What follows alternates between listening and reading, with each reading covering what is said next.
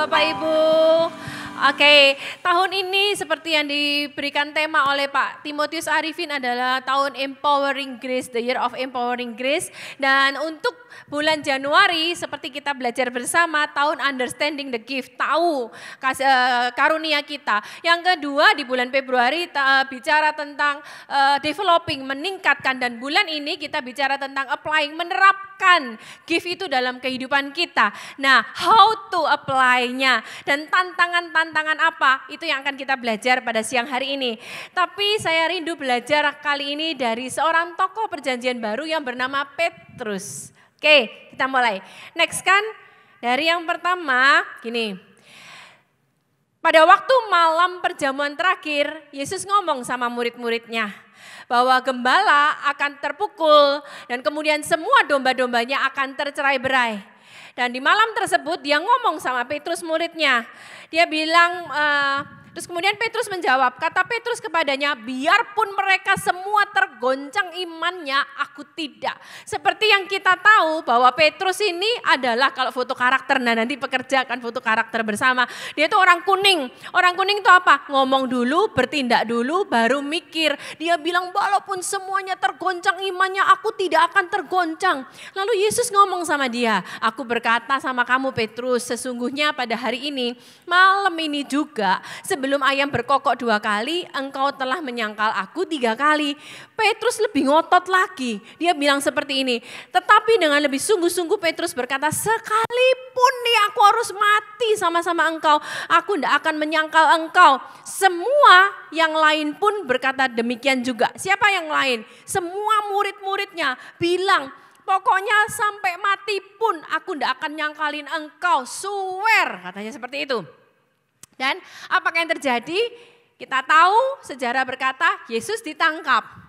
Setelah Yesus ditangkap, dia dibawa ke rumah imam besar Kayafas. Dan apa? Petrus mengikuti dari belakang, dia duduk di rumah imam besar Kayafas di halamannya. Next kan kita belajar.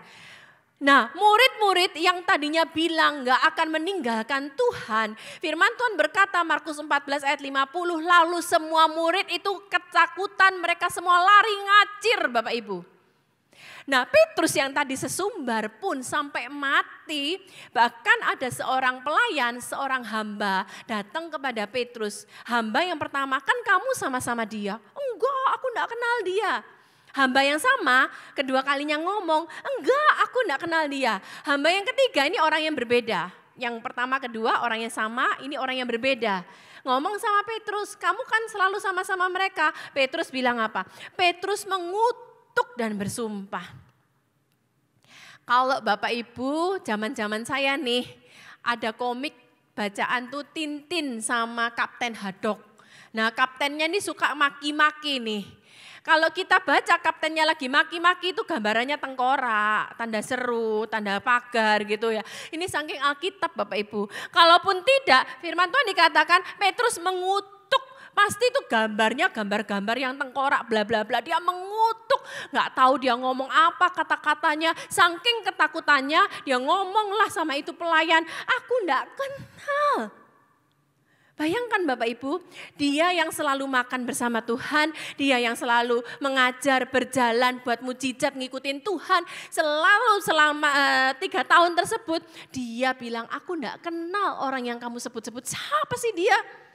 Kalau misalnya suatu kali saya ketemu Cik Juli, terus kemudian Cik Juli, hai Cik Juli, siapa ya? Waduh tersinggung saya. Nah ini dia bilang, aku enggak kenal dia. Nah perhatikan Bapak Ibu, apa yang terjadi setelah itu? Next selanjutnya. Nah, lalu berpalinglah Tuhan memandang kepada Petrus. Nih saya bayangkan nih kalau sinetron Indonesia, kalau lagi benci, memandangnya gimana Bapak Ibu? Pasti dengan mata benci. Matanya, di mulutnya, pakai benci, dendam seperti itu. Tapi saya bayangkan firman Tuhan Lukas 22 ayat 61 dikatakan, lalu berpalinglah Tuhan, dia memandang kepada Petrus. Saya tahu, percaya bahwa Yesus tidak memandang dengan penuh kebencian, teganya ya kamu. Tapi dia memandang dengan penuh kasih. Sehingga apakah yang terjadi? Maka teringatlah Petrus bahwa Tuhan telah berkata kepadanya, sebelum ayam berkokok, engkau telah menyangkal aku 3 kali. Lalu ia pergi keluar dan menangis dengan sedihnya. Perhatikan Bapak Ibu, jadi perjumpaan terakhir Petrus dengan Yesus itu kapan? Pada waktu Yesus memandang Petrus setelah Petrus mengkhianati dia. Itu perjumpaan terakhir, kali terakhir Yesus memandang Petrus. Dia memandang dengan penuh kasih pada saat dia, aku enggak kenal dia, swear aku enggak tahu siapa dia. Di situ dia memandang dengan penuh kasih. Oke, kemudian kita lihat Yesus mati. Kemudian Yesus bangkit dan 40 hari dia di muka bumi ini. Nah cerita selanjutnya. Saya seperti drakor gitu ya. Drama Korea sedikit nih. Pada ketiga kalinya Yesus menampakkan diri kepada murid-muridnya. Yesus itu ke pantai Tiberias, Danau Tiberias. Danau Galilea lah, itu sama ya. Dia bilang, jadi ceritanya gini.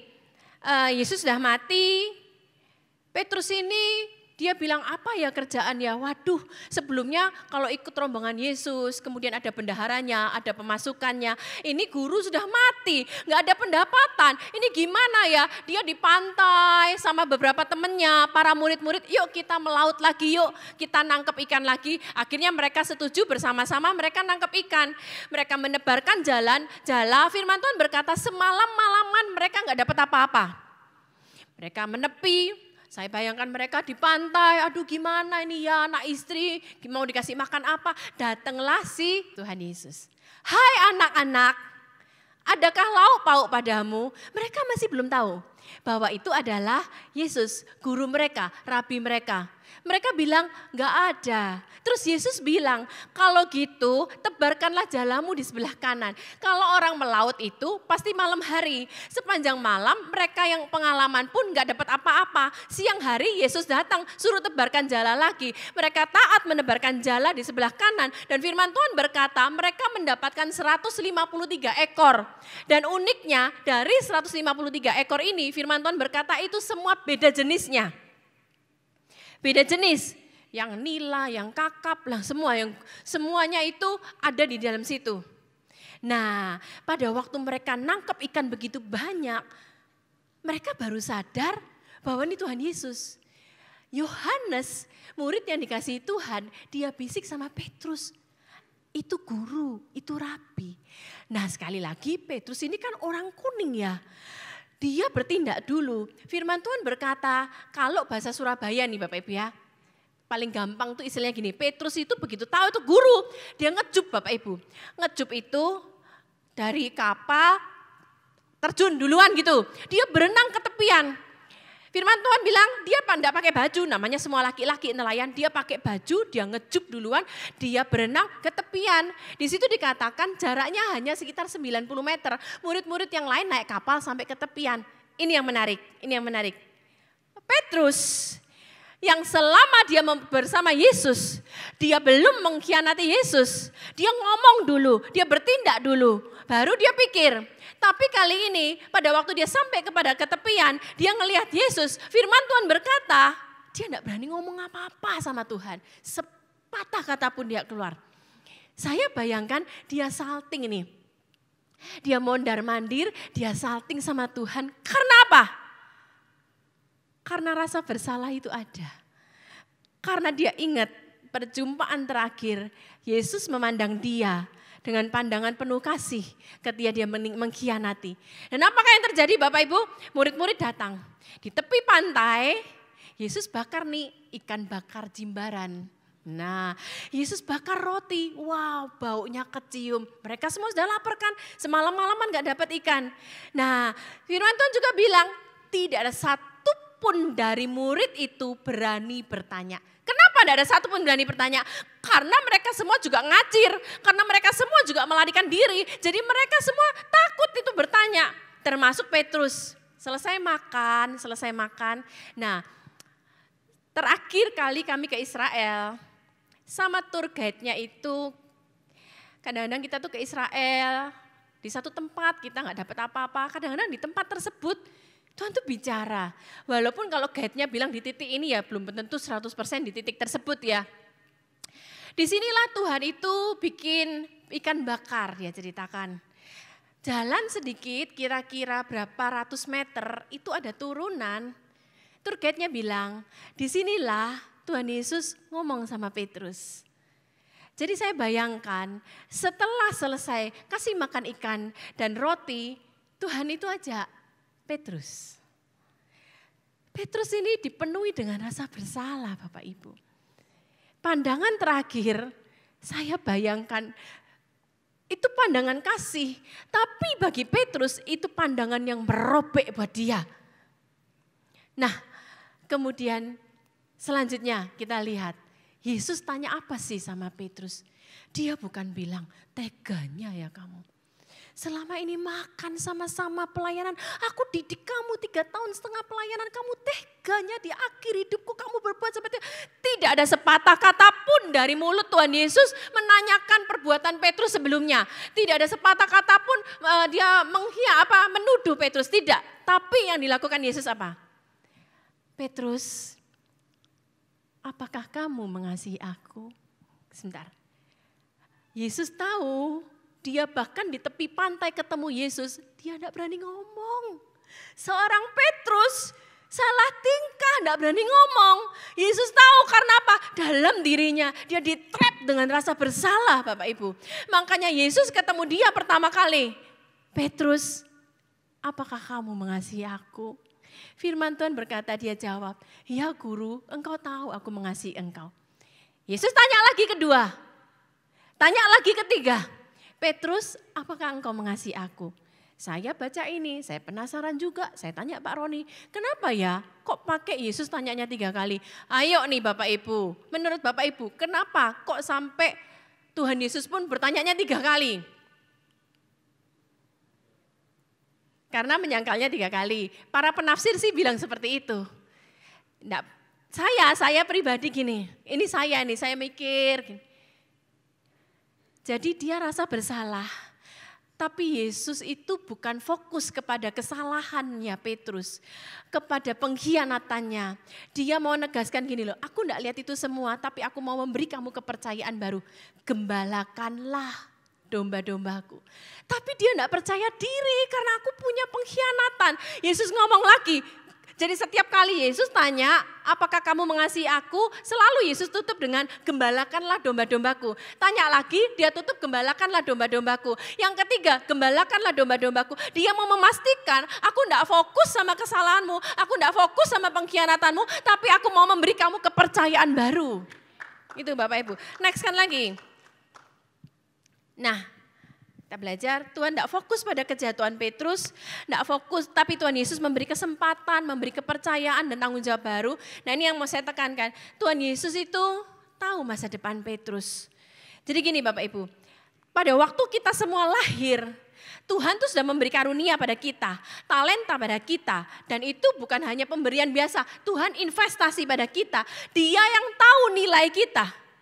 Contoh, Pak Yudi investasi kepada saya. Let's say 10 miliar.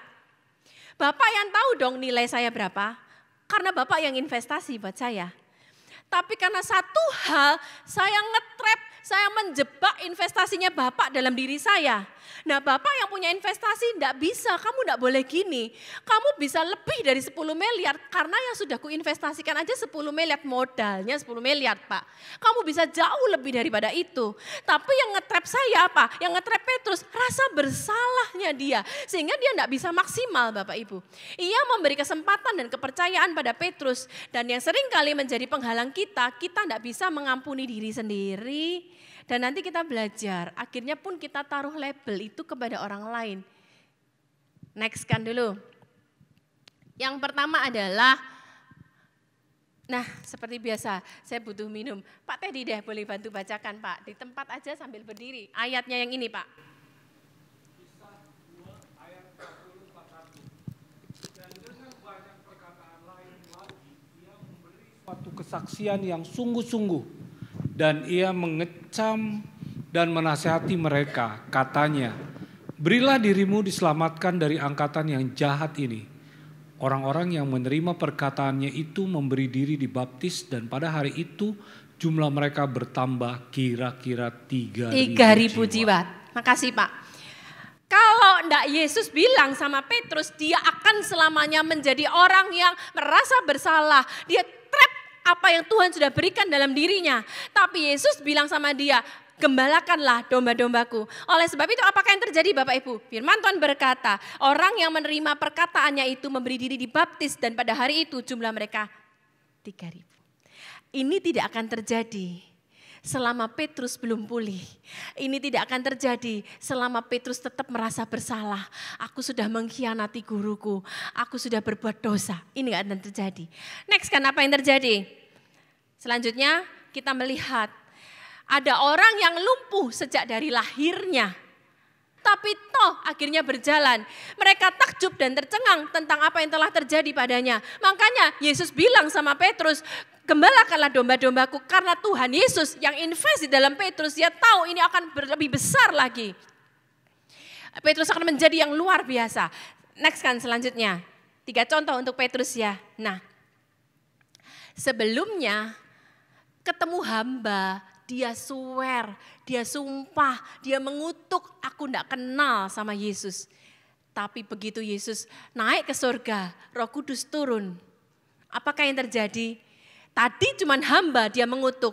Firman Tuhan berkata, maka jawab Petrus penuh dengan Roh Kudus. Nanti saya share lagi, saya ulang sedikit bicara tentang Musa dan Gideon yang pernah saya bahas. Kalau zaman perjanjian lama, Roh Tuhan itu sifatnya hinggap. Tapi sekarang kita tahu, sejak Roh Kudus turun, firman Tuhan berkata, maka jawab Petrus penuh dengan Roh Kudus. Kita baca, hai pemimpin umat dan tua-tua, boro-boro Bapak Ibu. Tadi sama seorang pelayan, dia bilang swear, mengutuk, aku enggak kenal. Tapi begitu dia penuh dengan Roh Kudus, begitu dia dipulihkan Tuhan, begitu dia diampuni sama Tuhan, apa yang terjadi? Hai para pemimpin umat dan para tua-tua. Beda Bapak Ibu. Makanya Yesus yang tahu siapa sesungguhnya Petrus, dia sengaja datang.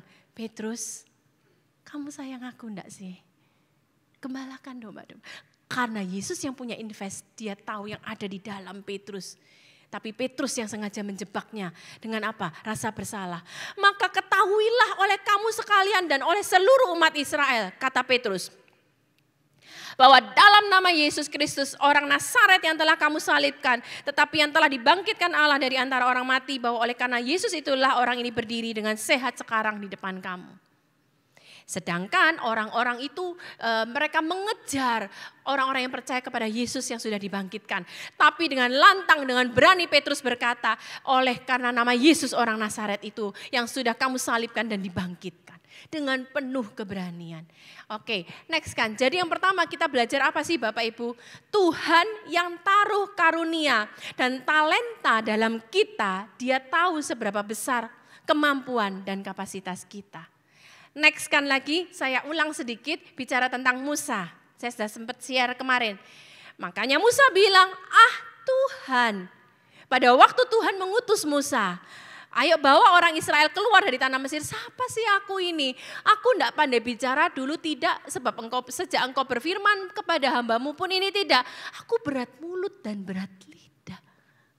Tapi sekali lagi Tuhan yang taruh kapasitas itu, Tuhan tahu kemampuan Musa.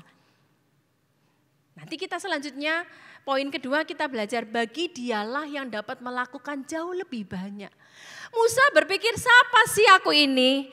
Tapi dengan kuasa yang ada dalam kita, kita sanggup melakukan jauh lebih banyak. Dia mana berpikir sih Bapak Ibu seorang Musa, dia pimpin orang Israel 3 juta. Dia bisa dia mengacungkan tongkatnya, laut terbuka. Dia enggak berpikir, dia bahkan enggak berdoa seperti itu. Dan saya mau kasih tahu kuasa itu pun bekerja buat setiap kita pada siang hari ini Bapak Ibu. Dan Tuhan bilang, pergilah, aku akan menyertai lidahmu dan mengajar engkau. Yang harus kita lakukan sekarang berkaitan dengan karunia dan talenta kita adalah, ayo kita melangkah. Firman Tuhan berkata dia akan mengajar dan menyertai kita. Mengajar apa sih? Mengajar di step step pertama yang kita lakukan. Petrus pun dia melakukan step pertama. Dia mulai mengajar. Perhatikan, kalau Yosua tidak melakukan langkah pertama untuk memimpin orang Israel menyeberang di sungai Yordan untuk masuk ke tanah Kanaan, sungai Yordan gak akan pernah terbelah Bapak Ibu. Harus ada apa sih? First step. Harus ada apa sih firman Tuhan kepada Musa? Pergilah, langkah berani. Sehingga Petrus dipakai Tuhan luar biasa. Dan selanjutnya kita belajar Gideon. Ini pun sudah kemarin sempat saya bahas. Dia merasa aku orang yang paling kecil di kaumku. Aku orang yang paling muda. Aku bisa apa sih? Tapi malaikat Tuhan datang kepada Gideon. Dia berkata, Tuhan menyertai engkau. Ya pahlawan yang gagah berani. Gideon belum berbuat apa-apa. Gideon belum melakukan apa-apa Bapak Ibu. Tapi malaikat Tuhan datang, dia bilang apa? Sapaan, pahlawan. Pahlawan mah kalau udah perang dan pasti terbukti menang. Tapi Tuhan melihat itu jauh ke depan pahlawan. Tuhan melihat Petrus, kamu nanti lo ke depan akan membaptis ribuan orang. Kamu nanti ke depan akan buat mujizat. Tapi dia membungkus itu semua dalam rasa bersalahnya. Dalam pola pikirnya. Ini Gideon yang terjadi. Akhirnya kita lihat kemenangan. Next selanjutnya. Karena ini sudah sempat saya bahas. Dan yang kedua, kuasanya dalam diri kita melakukan lebih banyak lagi. Yuk kita baca ayatnya, Efesus 3 ayat yang ke-20, 1, 2, 3. Bagi dialah yang dapat melakukan jauh lebih banyak daripada yang kita doakan atau kita pikirkan, seperti yang ternyata dari kuasa yang bekerja dalam kita. Yang pertama, semua nanti pun dikembalikan bagi Tuhan. Tapi firman Tuhan ini keren Bapak Ibu. Ayo, firman Tuhan bilang, kalau gini, kita baca firman Tuhan, renungkan, perkatakan, kecap, nikmati. Kalau kita makan yang enak, yang hauja itu kan kita pelan-pelan, enggak mungkin kunyah telan, enggak. Di sini dikatakan, kecap ayat gini ya Bapak Ibu. Dia melakukan jauh lebih banyak dari apa yang kita pikirkan dan doakan. Pak Wira, Bu Diana, Bapak katakanlah punya suatu beban. Bapak berdoa, Bapak berpikir, Bapak memulai sesuatu. Tapi ingat, di dalam kita ada kuasanya yang bekerja. Sehingga ketika kita melangkah, karunia dan talenta yang sudah Tuhan berikan dalam kita itu, akhirnya Tuhan buat apa? Jauh lebih banyak. Bapak berdoa segini, Bapak berpikir segini, dengan pola pikir kepala kita, tapi kuasanya dalam kita, karunia dan talenta yang sudah Tuhan berikan dalam kita, membuat kita melakukan jauh lebih banyak dari apa yang bisa pikirkan, doakan. Saya cepat aja, baru nanti saya tutup dengan kesaksian-kesaksian ya Bapak Ibu ya. Dan yang ketiga adalah, jadi yang pertama Tuhan yang tahu, terus yang kedua adalah Tuhan pun kuasanya dalam kita melakukan yang besar. Nah, itulah sebabnya iblis nggak mau kita itu seperti Petrus melakukan hal besar. Musa melakukan hal besar. Setiap kita pun di sini melakukan hal yang jauh lebih besar. Tuhan yang tahu, karena seperti tadi saya bilang Pak Yudi yang tanam, dia mau kita lebih besar. Tapi iblis nggak mau. Dia selalu menuduh kita, mendakwa kita. Tapi yuk kita baca ayat ini bersama-sama. 1, 2, 3. Jika kita mengaku dosa kita, maka ia adalah setia dan adil. Ingat ya, Tuhan itu seimbang. Tuhan itu setia mengampuni dosa kita, tapi Tuhan juga tidak bisa dipakai main. Dia adil. Sehingga ia akan mengampuni segala dosa dan menyucikan kita dari segala kejahatan. Perhatikan, mengampuni, tapi bukan hanya sampai di mengampuni. Bedanya gini, Pak, kalau ngampuni sudah aku mau ampuni, tak ampuni. Tapi masih ada kan Pak, bekasnya itu ada. Kalau menyucikan, itu sak bekas-bekasnya, kalau komputer tuh di-delete Pak. Diampuni dan di-delete semuanya. Dari segala kejahatan kita. Jangan menghukum diri sendiri padahal ia telah menyucikan kita. Itu akan melumpuhkan segala karunia dan talenta kita. Karena apa? Pola pikir, aku sudah mengkhianat Tuhan, aku sudah berzina, aku sudah bohong, aku sudah korupsi, aku tidak layak. Siapa sih aku? Usahaku selama ini tidak berhasil, memang aku tidak bisa apa-apa, modalku tidak seberapa, aku cuma lulusan SMA, aku bisa apa sih? Next kan lagi. Nah kita lihat, Yohanes 10 ayat 10, kita perlu baca ini ayatnya. Iblis itu Pencuri datang hanya untuk mencuri dan membunuh dan membinasakan. Satu lagi ayatnya. Wahyu 12 ayat 10b. Karena telah dilemparkan ke bawah pendakwa saudara-saudara kita yang mendakwa mereka siang dan malam di hadapan Allah kita. Iblis itu sifatnya mendakwa kita siang dan malam. Bisa apa sih? Kamu salah, kamu tidak mungkin bisa berubah, kamu mah penjina, bla bla bla. Kita ada diaken di Lombok, Bapak Ibu. Suami istri udah lama jadi diaken. Tapi kita ngeliat istrinya tuh kayak orang tertekan, enggak bisa maksimal. Suatu kali akhirnya dia terbuka sama kami, dia bilang, Pak, saya ini dulu pernah gugurkan kandungan. Dan ternyata ikut seminar, dia belajar proses gugurkan kandungan itu alatnya tuh seperti pisau yang masuk dan ngejar itu janin. Dia dipenuhi rasa bersalah, itu janin dicacah-cacah, itu terus masuk dalam pikirannya. Dan itu menekan dia. Firman Tuhan berkata, iblis itu mendakwa siang dan malam. Bapak Ibu, saya ini ada ilustrasi sedikit. Mungkin yang Bapak Ibu pernah sekolah minggu pasti tahu ilustrasi ini. Tapi dengan ilustrasi itu sesuatu pasti akan lebih nancep buat setiap kita ya. Tolong Greti ke sini. Ini setelah full timer berapa bulan pertama kali dengar firman Tuhan ya di sini ya. Selama ini ngajar Rocky. Bentar saya minum dulu.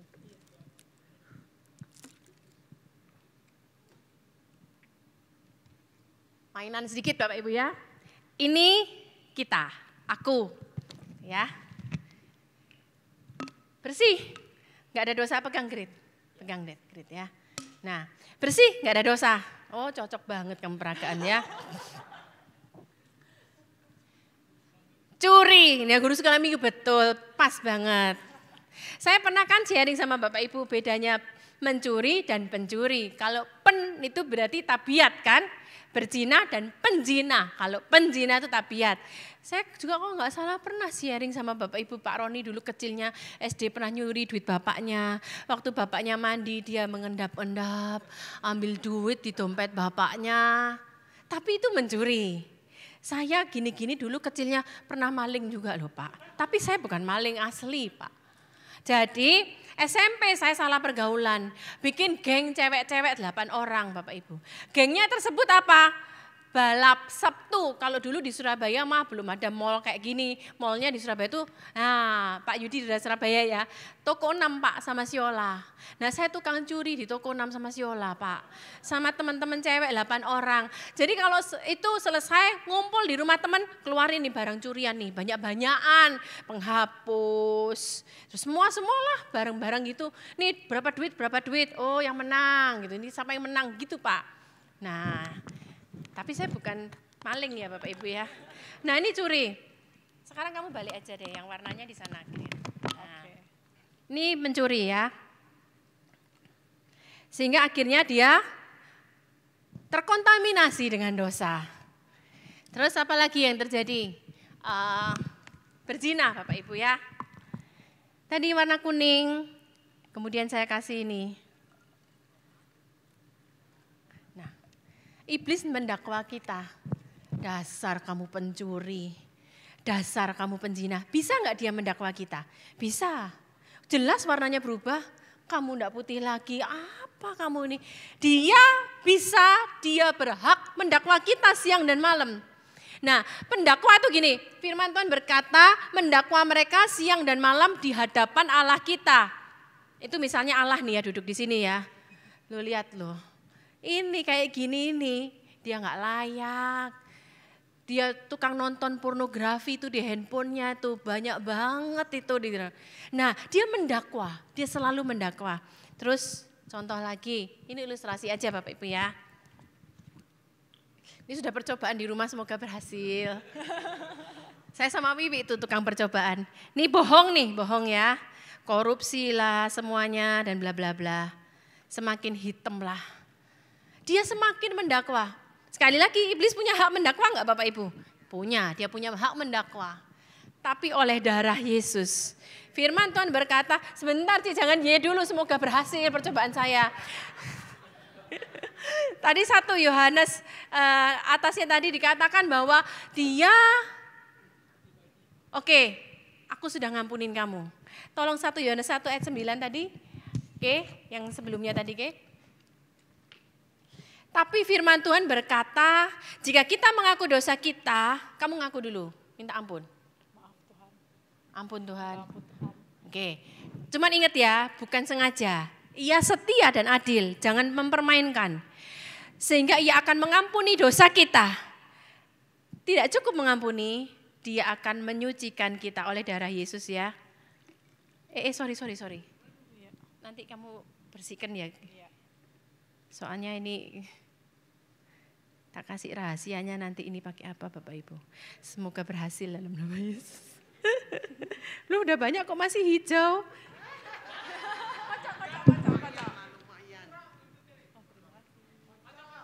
Kocok Grit.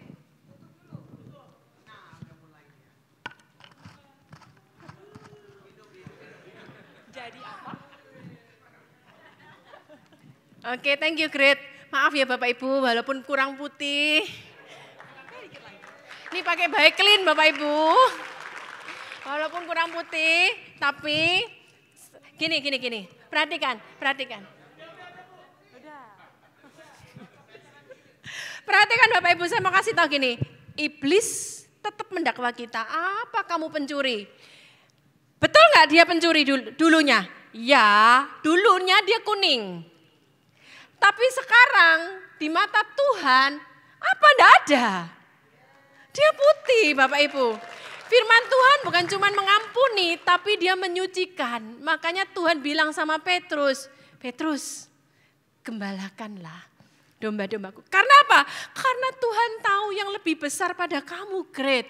Makanya Tuhan tidak lihat kamu berzina, pembohong, pornografi, pencuri. No, ini semua sudah suci, ini semua sudah putih. Kamu lakukan hal besar di depan kamu. Tolong bawain semuanya ya. Oke, next kan lagi Bapak Ibu. Gak enak buntutnya dan jangan diminum, Gret. Next kan lagi. Nah, saya tutup dengan ini, baru nanti saya kasih sharing. Jangan gini. Yang menghalangi kita apa sih? Pola pikir kita, intimidasi iblis, rasa bersalah kita. Tapi kalaupun kita sudah diampuni, ayo kita juga jangan taruh label tersebut kepada orang lain. Seringkali akhirnya kita menghambat orang lain berkarya. Karena kita apa? Kita menekan dia. Karena kita berpikir kamu mah gak bisa, kamu mah sampah, kamu mah bisa buat apa, kamu gak bisa dipakai. Kita sudah oke beres dengan diri kita, tapi kita taruh label itu dalam pola pikir kita kepada orang lain, kepada teman kita. Oke, nah saya baru sekarang mau kasih ilustrasi kesaksian buat siap kita. Kita itu ada dulu awal-awal full timer Bapak Ibu, namanya Pak Wahyu. Pak Wahyu adalah gembalanya Titi, saya tadi lihatnya Titi ya. Titi angkat tangan Titi sama Ibu. Jadi awal-awal kita buka Rock Sumba itu almarhum suamilah kita di tempat beliau. Tapi mulanya gini. Wah ini cerita masa lalunya Pak Wahyu ya Bu ya, yang sekarang jadi gembala di Sumba ya. Pak Wahyu ini sebelumnya melayani di salah satu kota di Jawa Tengah. Ada sedikit masalah lah pada waktu itu, masalah dan ada masalah. Kemudian Pak Roni bilang, ayolah sama-sama kami di Lombok. Nah awal-awal di Lombok Pak, kalau Pak Teddy tahu Pak Roni itu kan pecicilan ya, dulu lebih pecicilan Pak. Tapi pecicilannya Pak Roni nggak ada apa-apanya dibanding pecicilannya Pak Wahyu. Ini pecicilannya itu maaf dalam tanda kutip ngerusak juga lah Pak. Doa malam hilang, nggak ada. Pak Roni cari misterius Pak, dicari nggak ada. Akhirnya stempelnya Pak Roni pada waktu itu ini orang misterius gitu ya. Kalau jemaat diaken di Lombok kan Pak Ayui dan bla bla bla. Sulit kan ngomong bahasa Indonesia itu. Ini orang Mbak Roni misterius dia itu. Misterius dulu misterius, dia Pak Roni katanya gitu. Nanti kemana enggak ada, hilang, dicari itu hilang.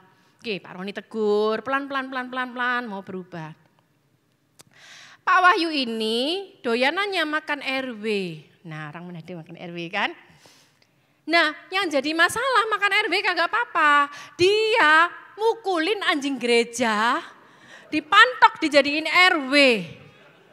Anjing-anjing liar yang kemudian dipelihara, ada tukang pelihara. Pak Roni itu penyayang binatang. Pak Roni bilang sama full timer tuh dipelihara lah.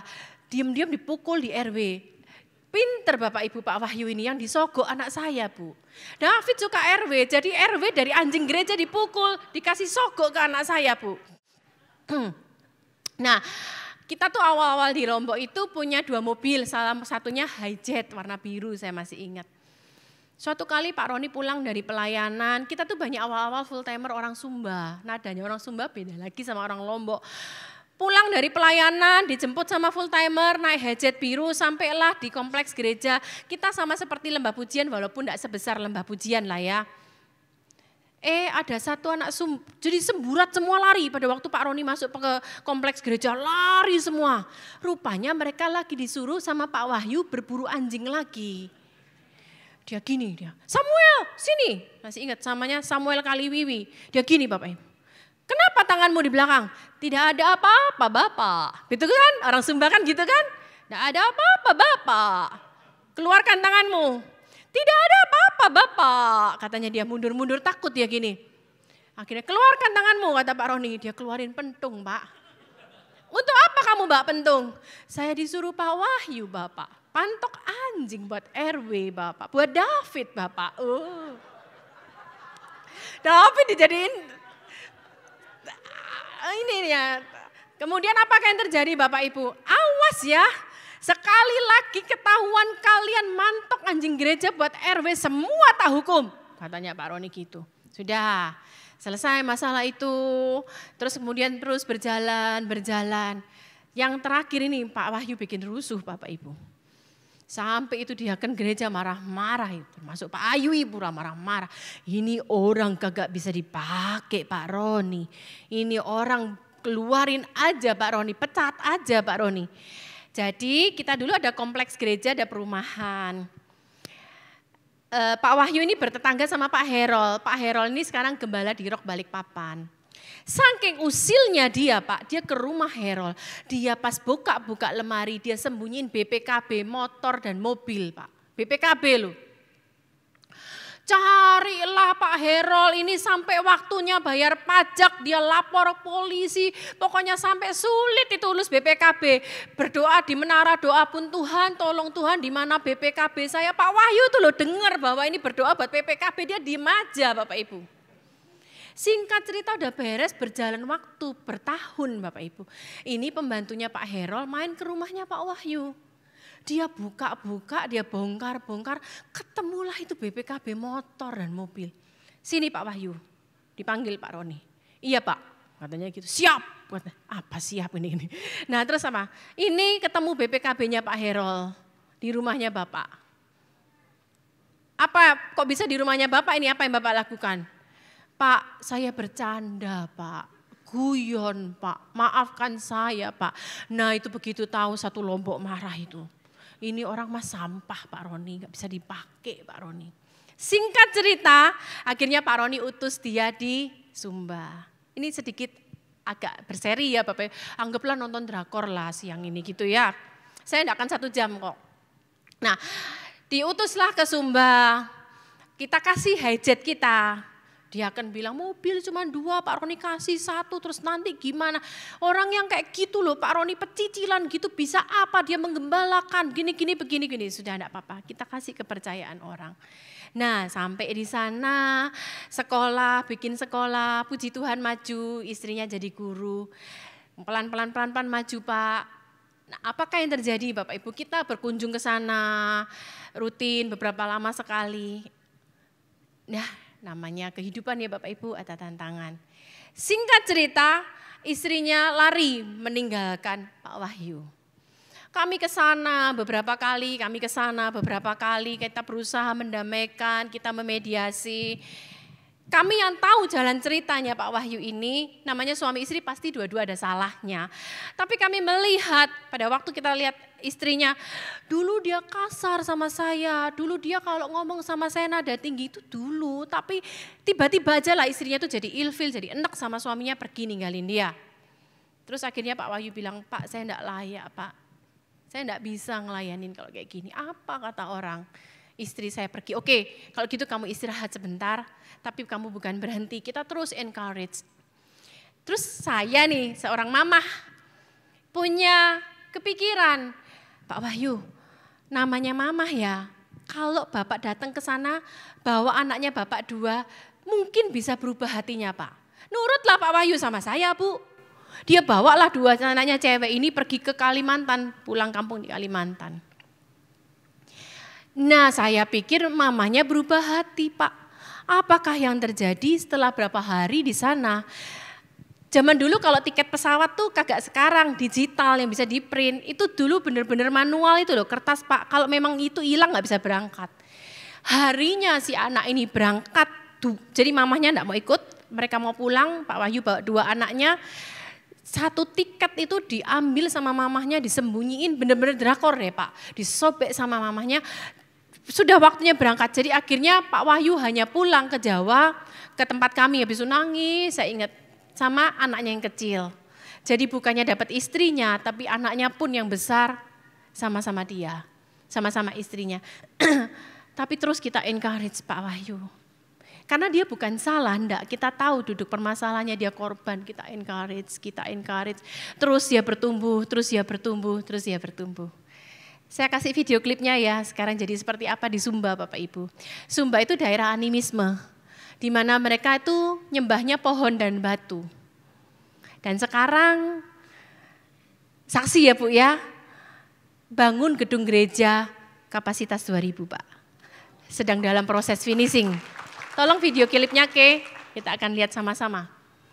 Anak-anaknya pejabat kalau sekolah di sini Bapak Ibu. Volumenya ya Ke.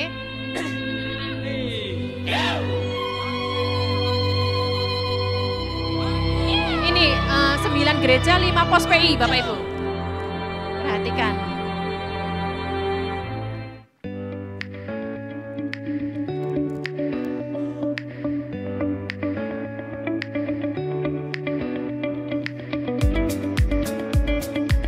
Merintis terus ya Bapak Ibu, Sumba Barat.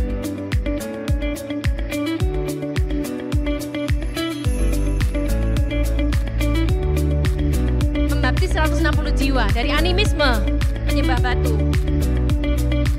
Komsel bertambah terus. Baptisnya di laut Bapak Ibu ya.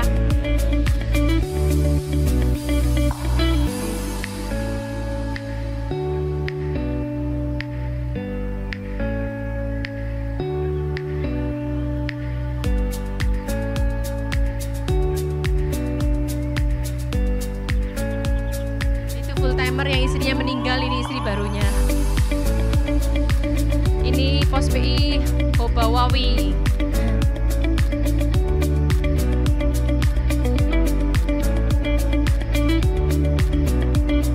Ini gedung gereja, ini bagian bawah Bapak Ibu. Atasnya itu gedung gerejanya 2.000 orang. Ini para pekerjanya. Mereka para pebisnis yang di daerah Sumba ini ya. Kapolda NTT, ini jemaat mula-mula, Bupati juga beribadah di tempat kita.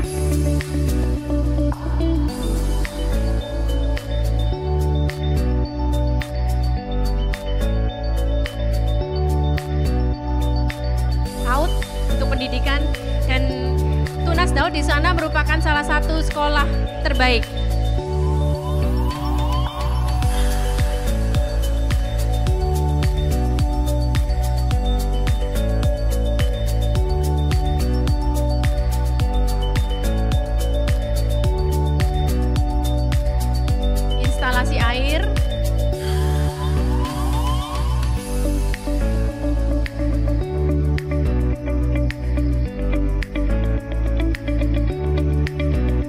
Deta nih kemarin 2021 kita, nah ini peresmian di sini Bapak Ibu. Pos PI Mamboro juga mendapat berkat tanah.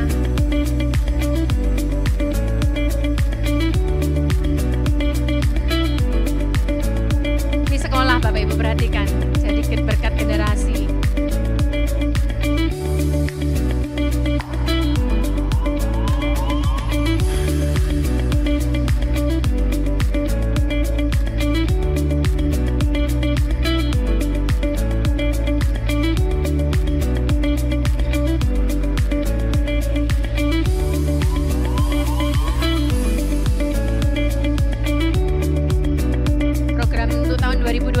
Dia punya program-programnya.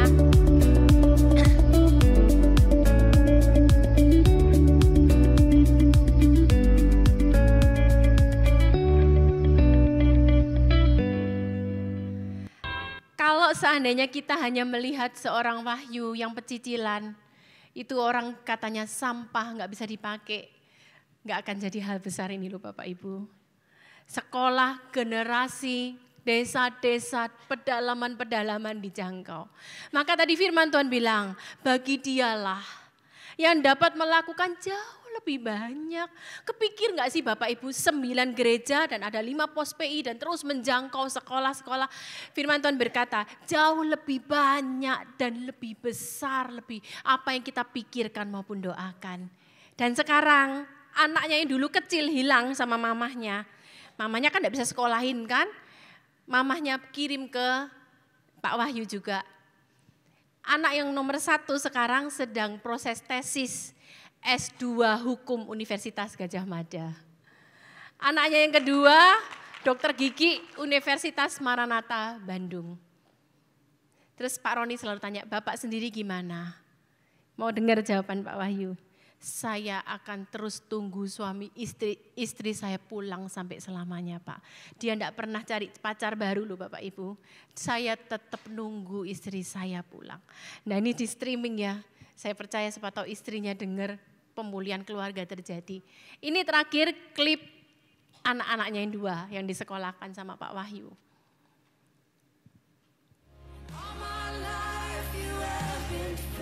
Itu yang kecil teman mainnya Tevi itu loncat-loncatan di ranjang. Yang gede ini yang bawah, yang kecil Agnes, yang gede Lani. Oke, makasih. Nah, ayo Bapak Ibu, kita pun juga enggak berhak taruh label buat orang lain, kamu sampah, kamu penjinah, kamu pembohong, kamu enggak bisa dipakai. Kalau Tuhan pun sudah mengampuni dan bersih suci, seperti tadi saya kasih ilustrasi, apa hak kita? Kita mau taruh itu ikut-ikutan mendakwa teman kita enggak. Jadi apa sih yang harus kita lakukan sekarang? Ayo kita memaksimal, kita buka penutup hidup kita yang rasa bersalah. Sebab Tuhan justru memberi kepercayaan dan tanggung jawab. Tuhan yang tahu bahwa di dalam kita itu ada hal besar. Tuhan yang tahu bahwa di dalam Pak Wahyu itu ada hal yang besar. Tapi orang mendakwa dia, oh istrinya pergi gini gitu. Enggak Bapak Ibu.